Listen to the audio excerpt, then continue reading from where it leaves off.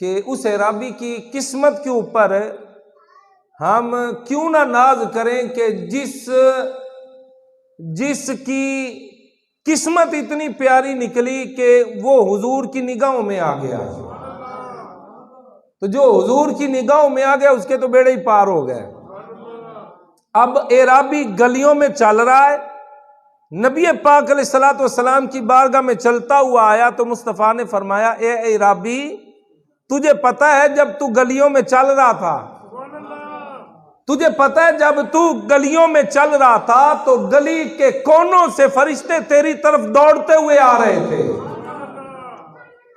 اور کیوں دوڑتے ہوئے آ رہے تھے؟ حضور نے یہ بھی فرمایا میں نے دیکھا اے اعرابی تیری طرف فرشتے گلیوں کے کونوں سے دوڑتے ہوئے تیری طرف آ رہے ہیں. کیوں آ رہے ہیں؟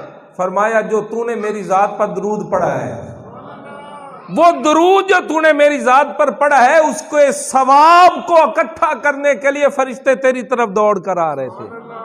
یعنی یہ ادھر فرشتہ دوڑتا ہوا آ رہا ہے، وہ کہتا ہے میں نے یہ ثواب لے کر جانا، دوسرا فرشتہ کہتا ہے میں لے کر جاؤں گا، تیسرا کہتا ہے میں لے کر جاؤں گا. او بھائی ہوتا ہے نا کوئی خاص چیز ہو، کوئی خاص کام ہو تو ہر بندہ کہتا ہے یہ کام میں کروں گا میں کروں گا میں کروں گا میں کروں گا. ٹھیک ہے، تو فرشتے جو ہے وہ ثواب لے کر رب کی بارگاہ میں حاضر ہونے والے تھے. تو ہر کوئی کہتا ہے کہ میں لے کر جاؤں گا. یہ کوئی عام ثواب نہیں، یہ درود مصطفیٰ کا ثواب ہے. تو فرمایا صحابی جس قدر ہو سکے تو مجھ پر درود پاک کی کثرت کرتا رہے. تو لہذا حضور کی ذات پر درود پڑھنے کی ایک تو برکت یہ ہے اللہ اجر بڑا عطا کرتا ہے، دوسری برکت یہ ہے کہ وہ مصطفیٰ کی نگاہوں میں آ جاتا ہے، تیسری برکت یہ ہے اس کا ثواب اتنا اہم اور اتنا پیارا ثواب ہے کہ فرشتے اس کے ثواب کو لینے کے منتظر ہوتے ہیں. اور بھی کئی فضائل ہے. تو حضور کی ذات پر درود پڑھنے سے دل میں حضور سے محبت اور بڑھ جاتی ہے. تو بہرحال اللہ رب العزت نے جتنے بھی نبی آئے ہر نبی کو معجزہ ان کے دور کے مطابق دیا.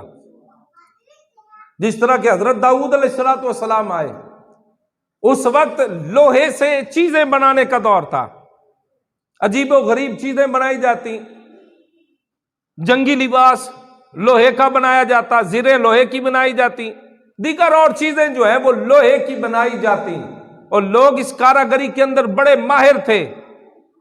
اللہ پاک نے حضرت داؤد علیہ السلام کو اس وقت معجزہ ہی ایسا عطا کر دیا، آپ لوہے کو لیتے ہیں اپنے ہاتھ میں. اس وقت کے لوگ لوہے کو لے کر پگھلاتے تھے جس طرح آج پگھلاتے ہیں، پھر اس کے بعد چیزیں بنائی جاتی ہیں. لیکن حضرت داؤد علیہ السلام لوہے کو یوں پکڑتے ہیں آپ کے ہاتھ میں لوہا موم بن جاتا ہے.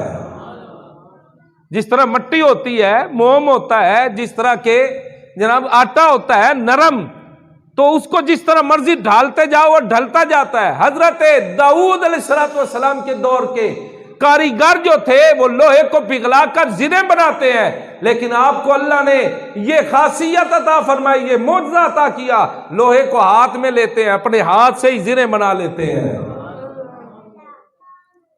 اور حضرت موسیٰ علیہ السلام کا دور جادوگری کا دور تھا، لوگ جادو کے اندر بڑے آگے نکل چکے تھے. اللہ پاک نے حضرت موسیٰ کلیم اللہ علیہ السلام کو معجزہ ہی ایسا دیا کہ ان کے سارے جادوگر ہار مان جاتے ہیں اور کہتے ہیں یہ جادو ہمارے کوئی کام کرتے نہیں ہے جہاں پر اللہ کے نبی کا معجزہ کام کرتا ہے. تو اللہ پاک نے حضرت موسیٰ کلیم اللہ علیہ السلام کو عصا دیا، جادوگروں نے آپ کو پتہ ہے وہ لاٹھیاں پھینکی، رسیاں پھینکی، وہ بڑے بڑے سانپ بن گئے. آپ نے جب اپنی لاٹھی پھینکی ہے تو وہ بہت بڑا اژدہا بنا، بڑا سانپ بن گیا، سارے چھوٹے چھوٹے چھوٹے بڑے سانپوں کو نگل جاتا ہے. اللہ پاک نے ہر نبی کو معجزہ دیا، حضرت عیسیٰ علیہ السلام کو بھی معجزات دیے. آپ کوڑ والے کے جسم پر ہاتھ رکھتے ہیں اس کا کوڑ پن دور ہو جاتا ہے. مادرزاد اندھا جس کی آنکھیں ہیں نظر نہیں آتا، اور ایک وہ بندہ جس کی آنکھیں ہی نہیں ہیں آپ اس کی آنکھوں پر ہاتھ پھیرتے ہیں، اللہ اس کو بھی آنکھیں عطا فرما دیتا ہے۔ اور جتنی بھی، یعنی اس وقت دور تھا کس کا جی؟ طب یونانی کا، ہر چیز کا علاج ان کے پاس موجود تھا، جس طرح کہ آج موجودہ دور ہے۔ آج بھی لوگ یہی کہتے ہیں، ڈاکٹر یہی کہتے ہیں کہ ہر چیز کا علاج موجود ہے۔ اللہ پاک نے اس وقت حضرت عیسیٰ علیہ السلام کو معجزہ ہی ایسا عطا کیا، ان کے پاس صرف 3 چیزوں کا علاج نہیں تھا۔ مادرزاد اندھا جو ہے اس کو آنکھیں نہیں دے سکتے تھے، کوڑ والے کا جسم درست نہیں کر سکتے تھے، مردہ کے اندر جان نہیں ڈال سکتے تھے۔ اللہ نے عیسیٰ علیہ السلام کو معجزے ہی ایسے عطا کیے، آپ کوڑ والے کے جسم پر ہاتھ رکھتے ہیں، جسم درست ہو جاتا ہے، نبینے کی آنکھوں پر ہاتھ رکھتے ہیں، آنکھیں مل جاتی ہیں، مردہ کو یوں اس کے پاس کھڑے ہو کر کہتے ہیں قم بإذن اللہ، مردہ اسی وقت زندہ ہو جاتا ہے۔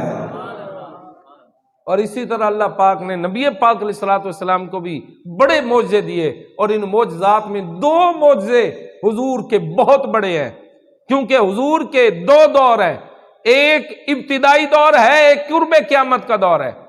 ابتدائی دور کے لحاظ سے بھی بہت زبردست معجزہ دیا، اور یہ قرب قیامت کے دور کے اعتبار سے بھی بہت بڑا معجزہ عطا کیا۔ ابتدائی دور نبی پاک علیہ السلام کا زبان اور بیان کا دور تھا، لوگ اپنی زبان پر بڑا ناز کرتے تھے، اسی وجہ سے عربی جو ہے وہ کہتے تھے کہ ہمارے علاوہ جتنے بھی یہ سارے اجمی ہیں، اجمی کہتے ہیں گونگے، یعنی وہ پتہ نہیں کیا زبان سے بولتے ہیں جو ہماری زبان ہے یا دیگر اور زبانیں ہیں۔ عربی والے کہتے تھے اصل زبان ہماری ہے، ان کو اپنی زبان پر بڑا ناز تھا۔ اللہ نے قرآن عربی زبان میں نازل کیا، اللہ نے حبیب کو معجزہ پہلا قرآن عطا کیا، اب قرآن آیا، وہ خود عربی والے تھے، عربی جانتے تھے، فصیح و بلیغ تھے، فصاحت کے اعتبار سے، بلاغت کے اعتبار سے، یوں منطق کے اعتبار سے، فلسفے کے اعتبار سے، ہر اعتبار سے مانے ہوئے تھے۔ لیکن جب قرآن آیا تو قرآن کو جب انہوں نے دیکھا، قرآن کے فہم کو دیکھا، قرآن کی چیزوں کو دیکھا تو حیرت کے اندر مبتلا ہو گئے۔ اللہ نے قرآن کے اندر نبی پاک علیہ السلام کے اوپر جتنی بھی صورتیں نازل فرمائی ہیں، پھر دعویٰ یہ رب کی طرف سے کیا گیا، اے اپنے آپ اپنی زبان پر ناز کرنے والوں، قرآن جیسی کوئی ایک صورت ہی بنا کر لے آؤ۔ پھر نہ کوئی لا سکا، فرمایا قرآن کی چھوٹی سے چھوٹی صورت کے مطابق کوئی صورت بنا کر لاؤ، نہیں لا سکتے تو فرمایا قرآن کی ایک آیت ہی بنا کے لے آؤ۔ تو یہ اللہ پاک نے نبی پاک علیہ السلام کو معجزہ دیا قرآن کا۔ اور دوسرا معجزہ جو ہے وہ قرب قیامت، جس طرح یہ دور ہے، آج ٹیکنالوجی کا دور ہے، لوگوں نے بڑے بڑے دعوے کر لیے، سائنسدان بڑے دعوے کرتے ہیں چاند کے اوپر جانے کے، بڑے بڑے دعوے کرتے ہیں مریخ کے اوپر جانے کے یا دیگر معاملات کے۔ تو اللہ نے حضور کو معجزہ ایسا دیا، فرمایا سائنسدان الٹی چھلانگیں بھی لگاتے رہے، چاند پر گئے ہیں یا نہیں گئے ہیں، جتنا بھی زور لگائیں، جتنی بھی بلندی تک چلے جائیں، لیکن اللہ نے حبیب کو جہاں تک پہنچا دیا ہے۔ مصطفیٰ کریم علیہ السلام کو رب نے معراج کروا کے بتا دیا، اے سائنسدانوں تم چاند تک رہ گئے ہو، میرا حبیب چاند سے بھی اوپر چلا گیا ہے۔ تو یہ نبی پاک علیہ السلام کو اللہ پاک نے معجزہ عطا کیا ہے، اور اسی وجہ سے اعلیٰ حضرت رحمت اللہ علیہ آپ فرماتے ہیں نا، تیرے سامنے یوں ہیں دبے رچے فصحاء عرب کے بڑے بڑے۔ الاتقان فی علوم القرآن کے اندر علامہ جلال الدین سیوطی رحمۃ اللہ نے بھی لکھا ہے، فرمایا کہ اگر وہ کوئی قرآن جیسی صورت بنا کے لے آتے نا تو پھر نہ مارکہ بدر ہونا تھا، نہ مارکہ احد ہونا تھا، جنگیں ہونی نہیں تھیں، وہ ماننے ہی نہیں قرآن کو، اسی وجہ سے یہ جنگیں ہوئی۔ فرمایا تیرے سامنے یوں ہیں دبے لچے فصحاء عرب کے بڑے بڑے، کیا جانے منہ میں زبان نہیں بلکہ جسم میں جائیں نہیں، ان کے زبان منہ کے اندر زبان نہیں۔ اعلیٰ حضرت نے فرمایا زبان کی بات نہیں ہے، قرآن کو انہوں نے جب سنا اور دیکھا کہ اس کی مثل کیسے لے کر آئے، ان کے جسموں سے جان ہی نکل گئی کہ جتنا بھی ہم زور لگا لیں، وہ عربی دان بڑے بڑے جناب اکٹھے ہوئے، قرآن جیسی کوئی صورت بنائے، ترتیب دیتے رہے، لیکن کچھ بنا نہیں۔ یہ قرآن بھی سونے مصطفیٰ کا معجزہ ہے اور معراج بھی سونے مصطفیٰ کا معجزہ ہے۔ اللہ اکبر کبیرہ۔ سائنس جو ہے نا، سائنس وہ چند سوال کرتی ہے، جو بھی چیز حرکت کرتی ہو نا، حرکت کرنے والی چیز کے بارے میں سائنس یا سائنسدان سوال کرتے ہیں۔ سب سے پہلا سوال ہوتا ہے محرک کون ہے، دوسرا سوال ہوتا ہے متحرک کون ہے، تیسرا سوال ہوتا ہے مبدأ حرکت کیا ہے، چوتھا سوال ہوتا ہے ابتدائی حرکت کیا ہے، پانچواں ہوتا ہے منتہائی حرکت کیا ہے، چھٹا سوال ہوتا ہے وجہ حرکت کیا ہے۔ اب اس کا آسان لفظوں میں آپ کو بتا دوں، سائنسدان پہلا سوال کرتے ہیں کہ حرکت کس نے دی ہے، کس نے حرکت دی۔ دوسرا سوال ہوتا ہے یہ دیکھو میں نے اس کو حرکت دی، ادھر رکھ دیا، بھی حرکت کس نے دی۔ دوسرا سوال ہوتا ہے حرکت کس کو دی، جس طرح یہ گلاس کو دی گئی ہے۔ تیسرا سوال ہوتا ہے کہ زمانے حرکت کیا ہے، حرکت کب دی گئی، کس وقت دی گئی۔ چوتھا سوال ہوتا ہے حرکت کی ابتدا کہاں سے تھی، جس طرح اس کی گلاس کی یہاں پر تھا پھر ادھر آ گیا۔ پانچواں سوال ہوتا ہے حرکت کہاں تک دی۔ چھٹا سوال ہوتا ہے حرکت کیوں دی۔ اللہ نے ان 6 سوالوں کے جواب قرآن کی اسی آیت کے اندر جو 15ویں پارے کے اندر موجود ہے۔ پہلا سوال ہوتا ہے حرکت کس نے دی، فرمایا سبحان الذی، حضور کو جو حرکت دی گئی ہے، مصطفیٰ کو جو معراج کروایا گیا، فرمایا حضور نے خود معراج نہیں کی ہے، یہ اللہ نے معراج کروائی ہے۔ اور سبحان الذی، اللہ نے اپنا نام پہلے پاکی اپنی بیان فرمائی۔ وجہ یہ ہے کہ پہلے اپنی زبان کو پاک کرو، میرے نبی پر اعتراض نہ کرنا کہ نبی کو معراج کیسے ہو گیا، کوئی زبان پر شکوہ شکایت نہ لے کر آنا، کوئی اعتراض نہ کرنا۔ کیوں؟ اعتراض تو تب بنتا نا جب نبی کہتا میں خود گیا ہوں، نبی نے تو دعویٰ کیا ہی نہیں ہے، رب فرما رہا ہے سبحان الذی۔ دوسرا سوال ہوا کہ حرکت کس کو دی گئی، فرمایا اسرا بعبدہ، اللہ نے اپنے خاص بندے کو معراج کروایا ہے۔ تیسرا سوال ہے زمانے حرکت کیا ہے، فرمایا لیلاً، رات کے وقت حرکت دی گئی ہے، رات کے وقت معراج کروایا۔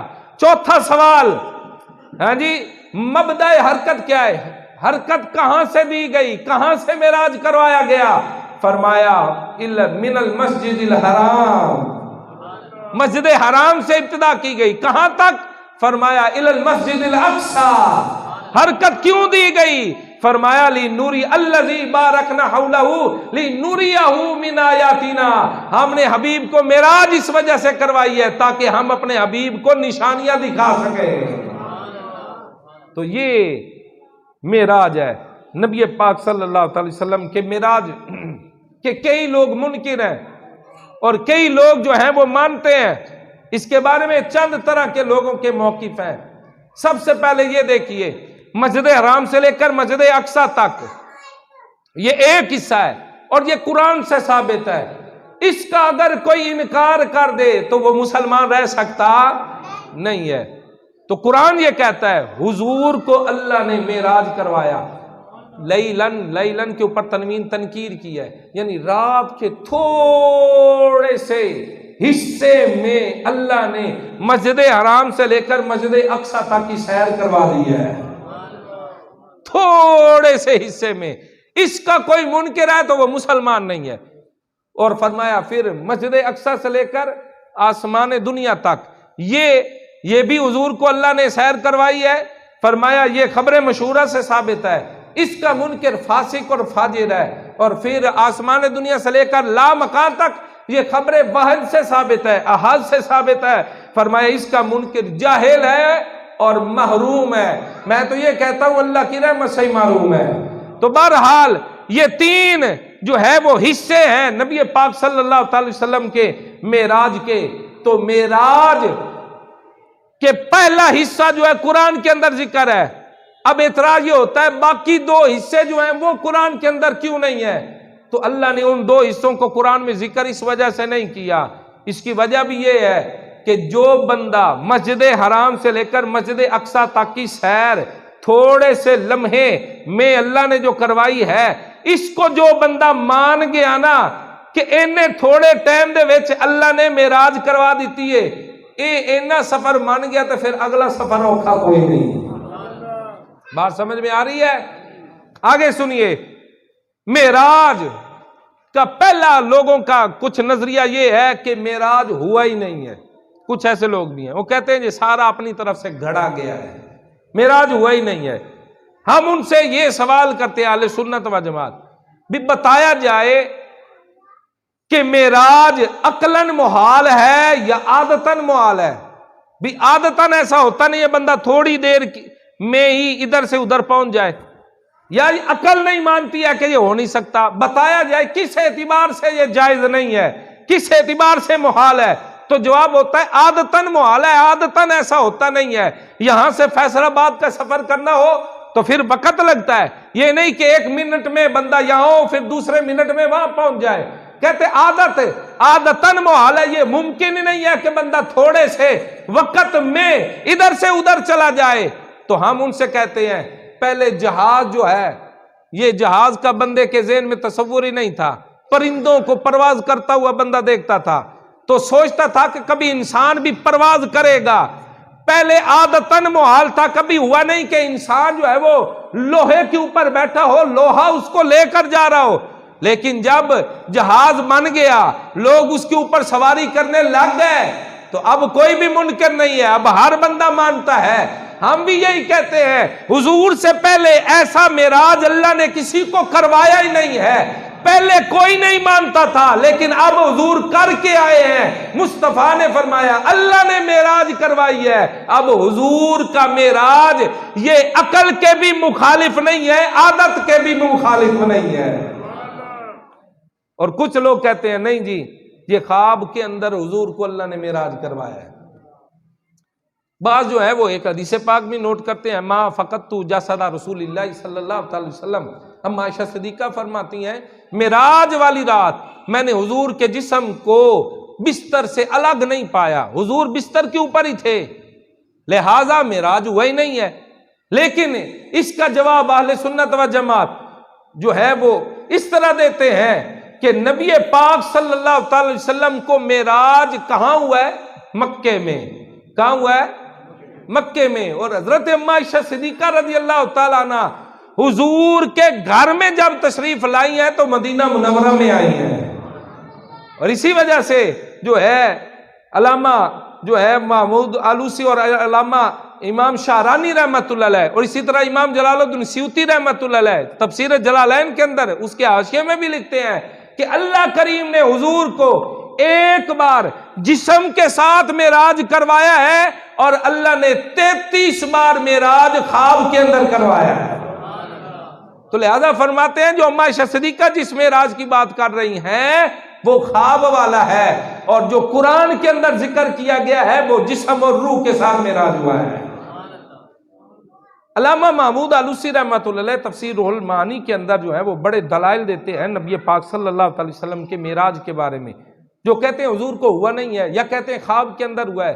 تو آپ یہ کہتے ہیں کہ میرا یہ سوال ہے، بتایا جائے اگر حضور کو یہ معراج خواب کے اندر ہوا ہے کہ بندے نے خواب دیکھا، تو بتائیے جب حضور نے کافروں کو بتایا، ابو جہل کو بتایا، ابو جہل خانہ کعبہ میں جب آیا اور اس نے حضور کو نماز پڑھتے ہوئے دیکھا اور آ کر کہا ہے محمد بتانا کوئی نئی بات ہو، تو حضور نے فرمایا نئی بات ہے، اللہ نے رات کے تھوڑے سے وقت میں مجھے مسجد حرام سے لے کر مسجد اقصی تک کی سیر کروائی ہے۔ تو اس نے کیا کیا؟ اس نے کہا محمد دوسرے لوگوں کو بتائے گا؟ حضور نے فرمایا میں کیوں نہیں بتاؤں گا، یہ اللہ نے مجھے شان عطا کی ہے۔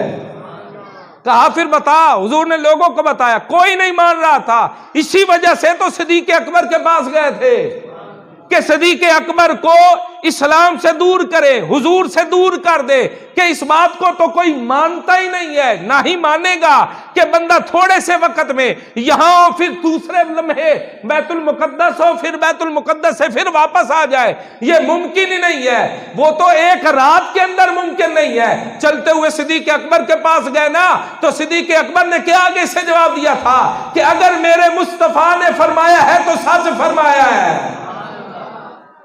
علامہ محمود آلوسی رحمت اللہ فرماتے ہیں اگر یہ خواب کی بات ہوتی تو پھر کبھی بھی کافر انکار نہ کرتے، کافروں نے انکار کیا ہے تو یہی بات ہے کہ کافروں کو بھی پتا تھا یہ حضور خواب کی بات نہیں کر رہے ہیں، حضور جاگتے ہوئے معراج کی بات کر رہے ہیں۔ اور دوسری دلیل یہ دیتے ہیں، فرماتے ہیں کہ اگر یہ خواب کی بات تھی تو نبی پاک علیہ السلام کی بارگاہ میں جب صدیق اکبر آئے، عرض کرتے ہیں یا رسول اللہ صلی اللہ علیہ وسلم، کافر میرے پاس آئے اور یہ باتیں کر رہے ہیں، کیا واقعی اللہ نے آپ کو معراج کروایا؟ یہ بات ٹھیک ہے؟ حضور نے فرمایا ابو بکر سچ کہہ رہے ہیں۔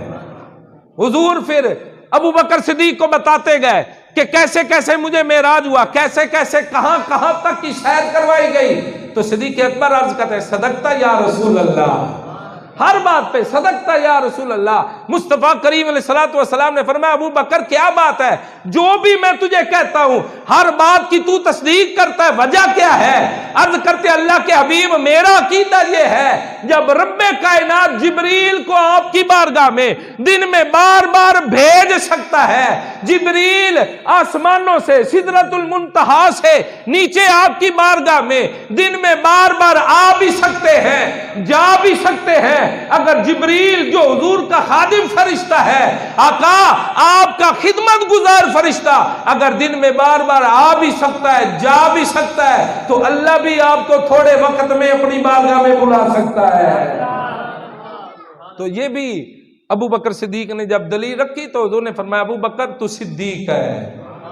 تو صداقت کا تاج صدیق اکبر کے سر کے اوپر جو رکھا تو وہ معراج کے واقعہ کی بدولت رکھا گیا ہے۔ اور بھی کئی دلائل ہیں جو اس بات کی طرف جو ہے وہ نشاندہی کرتے ہیں۔ اسی طرح علامہ محمود آلوسی رحمۃ اللہ نے ایک بات کو لکھا ہے اور یہ بڑی خوبصورت بات لکھی ہے کہ سارے کافر جب حضور کے پاس آئے تو کہنے لگے اے محمد واقعی تو سیر کر کے آئے؟ حضور نے فرمایا بالکل۔ انہوں نے کہا بیت المقدس کو دیکھا ہے؟ حضور نے فرمایا بالکل میں دیکھ کر آیا ہوں۔ کہا پھر ہم تم سے بیت المقدس کے بارے میں سوال کرتے ہیں، جواب دو گے؟ حضور نے فرمایا پوچھو کیا پوچھنا ہے۔ وہ کہنے لگے محمد بتاؤ وہاں بیت المقدس کے دروازے کتنے تھے، کھڑکیاں کتنی تھی، چھتیر کتنے تھے، بالے کتنے تھے؟ اب یہ بات جو آپ مسجد میں آئے بیٹھے ہیں آپ سے اگر پوچھ لی جائے تو آپ بھی نہیں جانتے ہوں گے کہ یہ ایسی چیزیں یہاں پر موجود ہے۔ بندہ عموماً ان کی طرف دھیان نہیں ہوتا۔ چلو بادشاہ مسجد جو بڑی ہے اس کے بارے میں آپ کہیں گئے ہوئے، وہاں پر بتا دو وہاں پر دروازے کتنے ہیں، چھوٹے بڑے دروازے کتنے ہیں، وہاں پر کھڑکیاں کتنی ہیں، وہاں پر چونٹیاں کتنی لگی ہوئی ہیں، وہاں پر کتنی دریاں بچھی ہوئی ہیں، کسی کو علم نہیں ہے۔ عموماً ان باتوں کی طرف بندے کی توجہ نہیں ہوتی۔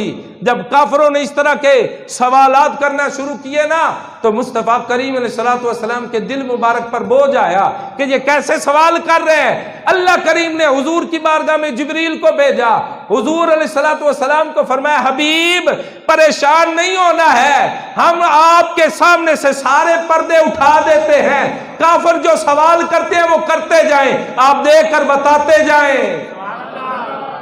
تو مصطفیٰ کریم علیہ الصلوۃ والسلام سے سوال تبھی ہوئے تھے کیونکہ حضور نے خواب کے اندر دعویٰ نہیں کیا تھا کہ خواب کے اندر معراج ہوا ہے، بلکہ حضور نے فرمایا تھا میں نے جاگتے ہوئے لامکان تک کی سیر کیا ہے اور میں نے اپنے رب کو احسن صورت کے اندر آنکھوں سے دیکھا ہے۔ تو اسی وجہ سے یہ سارے سوال ہو رہے تھے۔ اسی وجہ سے جب وہ کافر آئے تو انہوں نے کہا اور کوئی نشانی بتاؤ۔ یہ بڑی خوبصورت بات نبی پاک علیہ الصلوۃ والسلام نے فرمایا تمہارا ایک قافلہ مقام روحا کی طرف میں نے دیکھا ہے، ایک قافلہ مقام تنعیم پر تھا، اس کے آگے دو خاکی رنگ کے اونٹ جا رہے ہیں، ان کے اوپر جو ہے وہ بوریاں لدی ہوئی ہیں۔ ایک اونٹ نے جب میری سواری جاتے ہوئے دیکھی تھی تو وہ اچھلا، اس کا پاؤں ٹوٹ گیا، جب واپس آئے تو اونٹ کو دیکھ لینا۔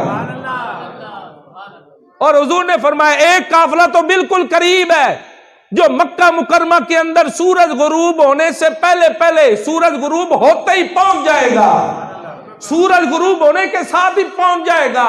کافروں نے کہا یہ ہوئی نا بات، اب یہ بتاؤ کہ اگر وہ قافلہ نہ پہنچا تو پھر ہم کہیں گے کہ تو نے جھوٹ بولا ہے۔ مصطفیٰ کریم نے فرمایا میں جھوٹا نہیں، اور کہنے لگے پھر آپ مانو گے کہ آپ اللہ کے نبی نہیں ہیں؟ حضور نے فرمایا میں اللہ کا نبی ہوں، میں کبھی جھوٹ بولتا نہیں ہوں۔ کافروں نے کہا چلو پھر محمد، حضور کے ساتھ حضور کے جو غلام تھے وہ بھی، اور کافر جو ہیں وہ تماشا لگانے کے لیے ایک چوٹی کے اوپر چڑھے پہاڑ کی، تو وہاں پر گئے اور ادھر کافر جو ہے وہ تلاش کر رہے ہیں کدھر سے قافلہ آ رہا ہے، اور صحابہ کرام جو ہے وہ بھی دیکھ رہے ہیں۔ صحابہ کرام کو حضور نے فرمایا میرے رب نے مجھ سے وعدہ کیا ہے، یہ تو ہو ہی نہیں سکتا۔ صحابہ کرام حضور کی بارگاہ میں عرض کرتے ہیں یا رسول اللہ قافلہ نظر نہیں آ رہا۔ کافروں کے دل جو ہے وہ اچھل رہے تھے کہ اب قافلہ نظر بھی نہیں آ رہا، سورج بھی غروب ہونے والا ہے، اب محمد کو معاذ اللہ ہم جھوٹا ثابت کر دیں گے۔ ہوا کیا، ادھر کافروں نے نعرہ بلند کیا محمد وہ دیکھ سورج غروب ہو رہا ہے، اور یہ دیکھ سورج غروب ہو گیا۔ مصطفیٰ کریم کے غلاموں نے کہا او کافروں سورج کی طرف دیکھ رہے ہو، ادھر بھی دیکھو قافلہ بھی آ چکا ہے۔ تو مصطفیٰ کریم علیہ السلام کے صحابہ وہاں پر دل ان کے راضی ہوئے، خوش ہو گئے، کیوں کہ اللہ نے مصطفیٰ کریم علیہ السلام کی ہمیشہ تصدیق فرمائی ہے۔ تو فرمایا یہ کافروں کے اعتراضات اسی وجہ سے تھے کہ انہوں نے ماننے سے انکار کیا، کیوں؟ کیونکہ حضور کو معراج اللہ نے جسم اور روح